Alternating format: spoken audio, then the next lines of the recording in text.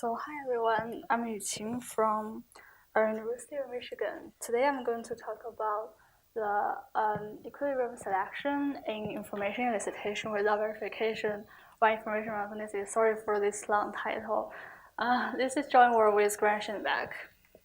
So crowdsourcing provides an effective way to use the wisdom of crowds to perform a large number of tasks. So here are several examples: the peer grading, the peer review, and also it's like in the Yelp, you're gonna ask us, do you like the restaurant or not, to aggregate the evaluation of the crowds for the restaurant.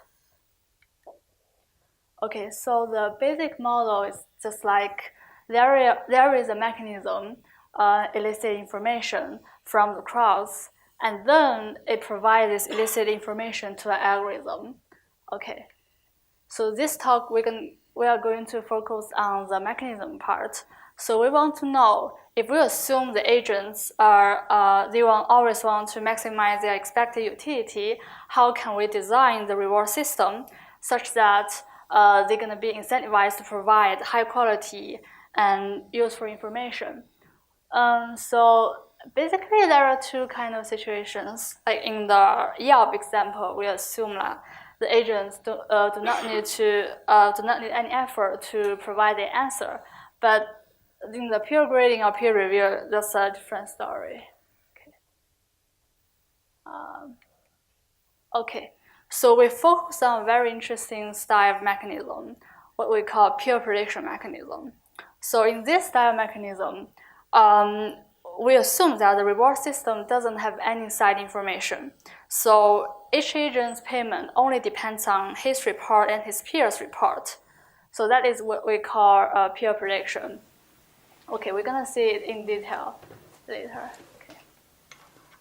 So the central problem is going to be, how can we properly design the reward system such that the agent can be incentivized?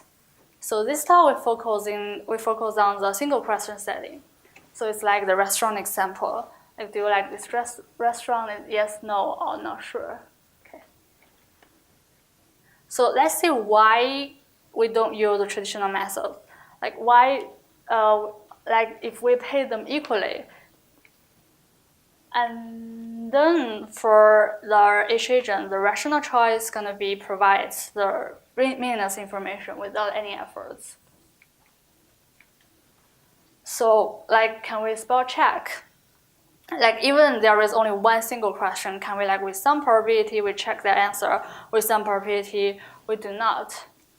And this doesn't work. First, this may be expensive. Second, this doesn't work for some subjective question like this, like do you like the restaurant, or this kind of question. Okay. So the third thing is like majority vote. We just pay you $1 if you're in the majority.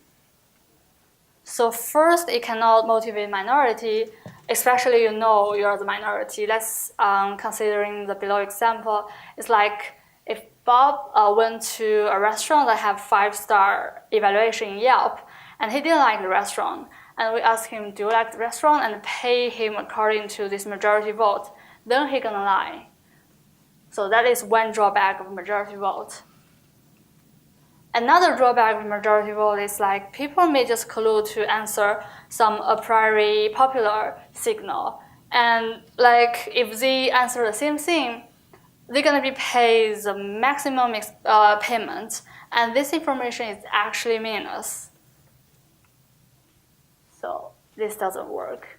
So this trivial traditional method doesn't work. And motivated by this, we can summarize the challenges we need to deal with, and also the property we want to achieve. So basically, we cannot verify the answers. There is no ground truth there. And also, we want motivate minority. So that corresponds to this truth telling in the strict equilibrium property. Because we want, like, if you're the minority, if you believe everyone else tells the truth, even you're the minority, you can still be motivated to tell the truth as well. And also to avoid our greedy thing. So we want truth telling be paid strictly better than any other symmetric equilibrium. So this is the equilibrium selection property. And but excluding some unnatural permutation equilibrium, we're gonna see like in the future we're gonna see like actually it's impossible to be this permutation equilibrium. But it can be strictly better than any other less informative equilibrium. We're gonna see what's the definition of the permutation equilibrium later. And yeah, so this can avoid the all agree case. Okay. Okay. So what is the assumption we usually make in this area is we call the common prior assumption. It's like we assume like if the agency report the same answer, they're gonna have the same opinion for the word. So let's just see the below example. Okay. So I asked several faculty in the computer science department at the University of Michigan this kind of problem on that day, and also asked them to provide their opinion for like how many other people are gonna say yes. Okay, so here is the result. So the red points represents the faculty who gonna watch the debate, and the blue point represents the faculty who won't watch the debate. And the position of the point represents their opinion. So we can see it's not an experiment, but it's just kind of a fun game that justifies this common prior assumption.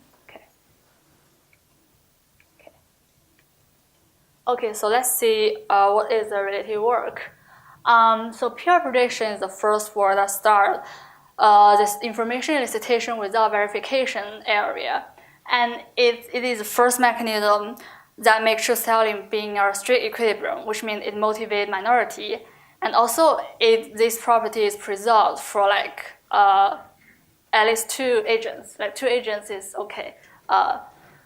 And the drawback is like it must know the all joint distribution of the prior. So it is not, that is what we call detail free. It is not detail free. And also it is not focal, it cannot avoid this all agree equilibrium. And the Bayesian truth theorem is the first mechanism that is detail free. It doesn't require, although it assumes the common prior assumption, but it doesn't require any information for this common prior. And it is very good, it almost satisfies every property.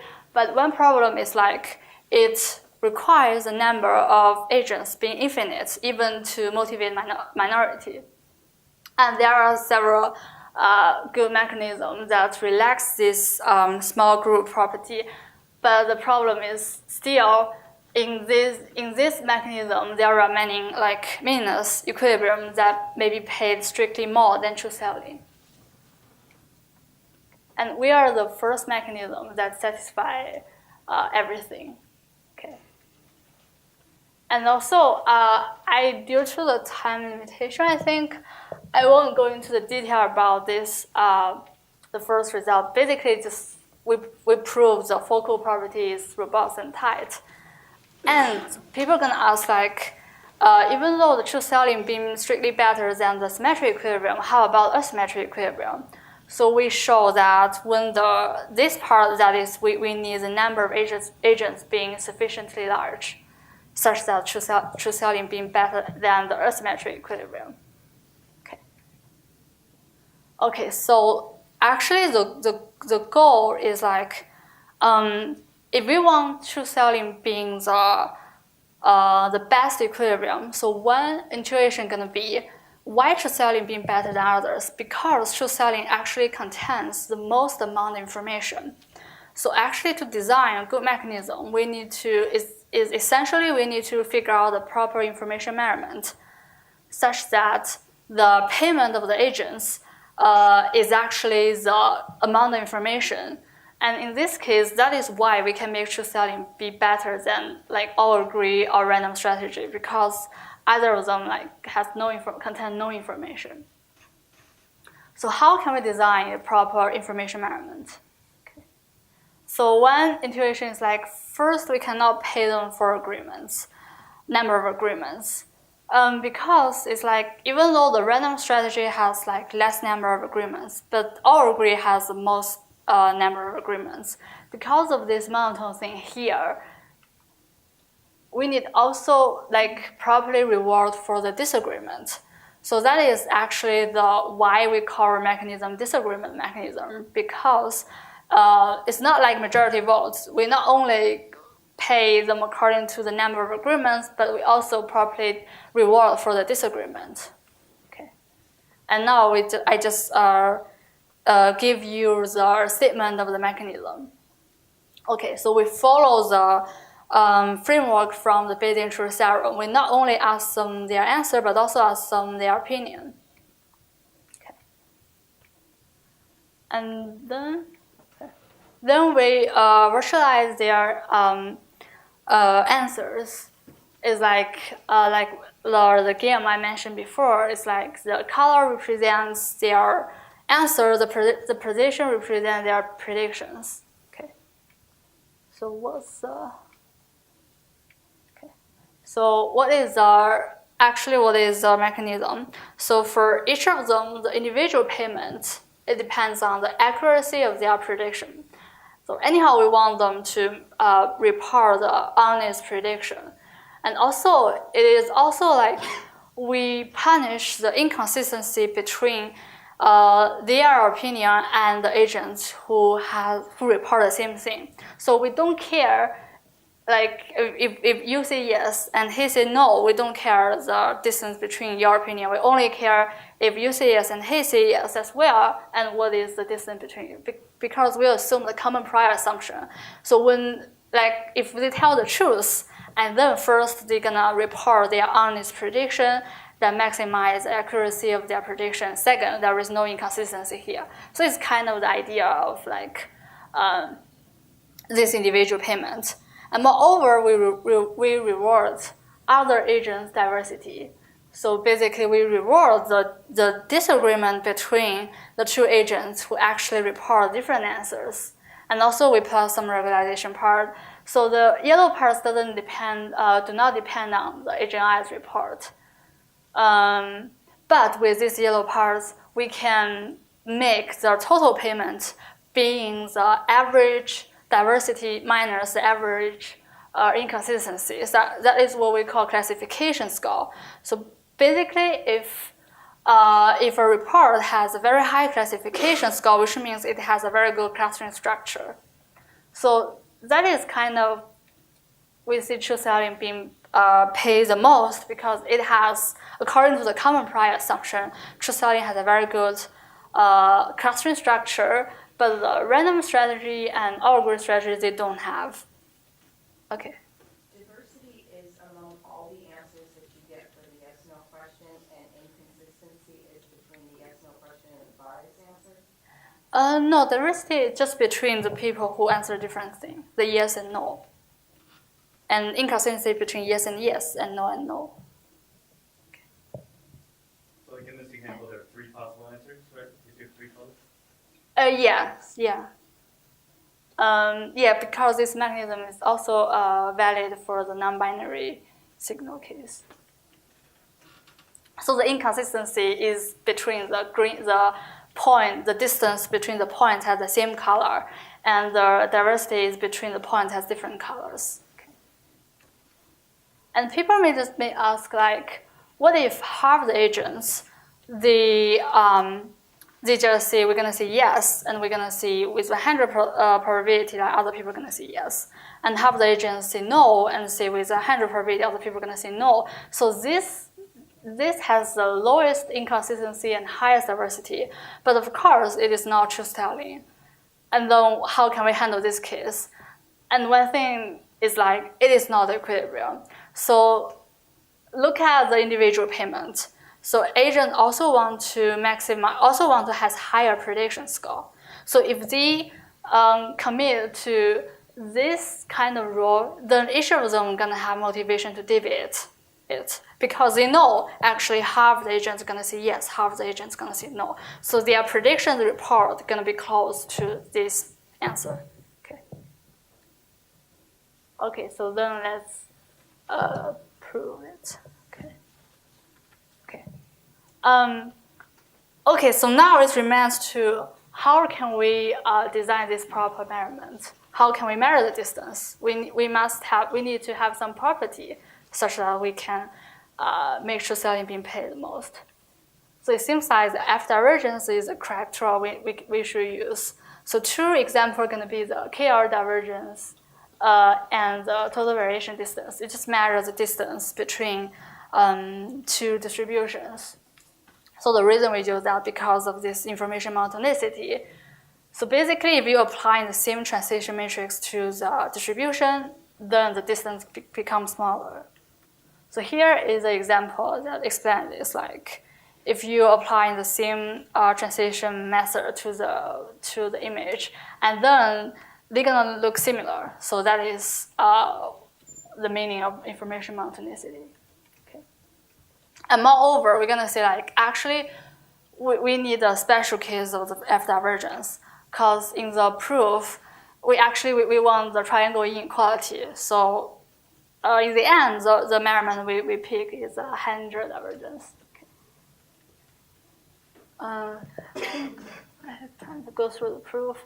Okay, so now let's kind of go through the proof. So we need to probably pick the coefficients alpha and beta.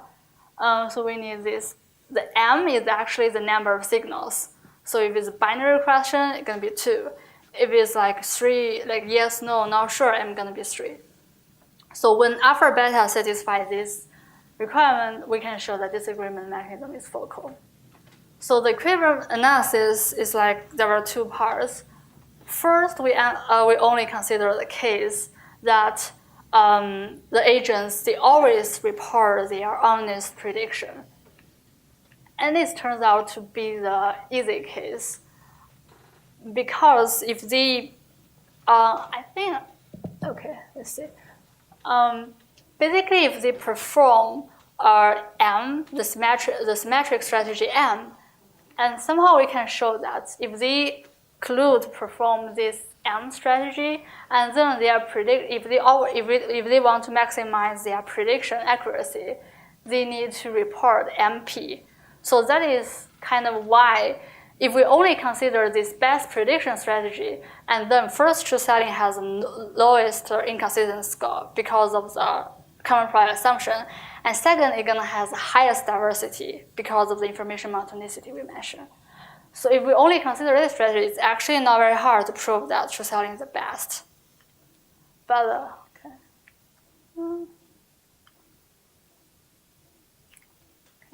the hard part is non-best prediction strategy. That is where we need to use. We need to use the triangle inequality of the Hender divergence. Okay, sorry.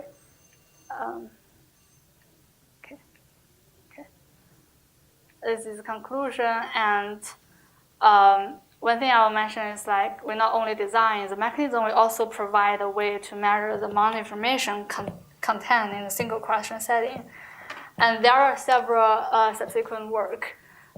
First is extension this idea to the multi-question setting. Actually, the multi-question setting is actually much more easier, much more natural. And if we have a sufficient number of questions, we can even make true selling being the dominant strategies. No matter what other people do, you're going to tell the truth. And we also provide a mechanism design framework.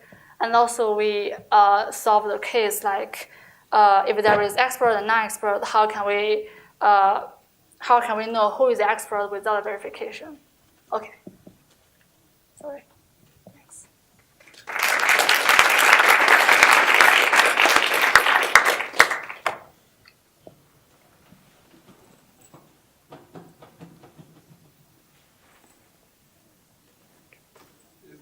have a question. Is the analysis the same if the agents arrive sequentially, or? No. It's a one-shot game.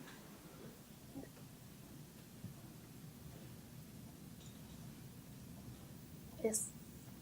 How does this compare to descriptive gauche and Rui? That is the multiple question setting.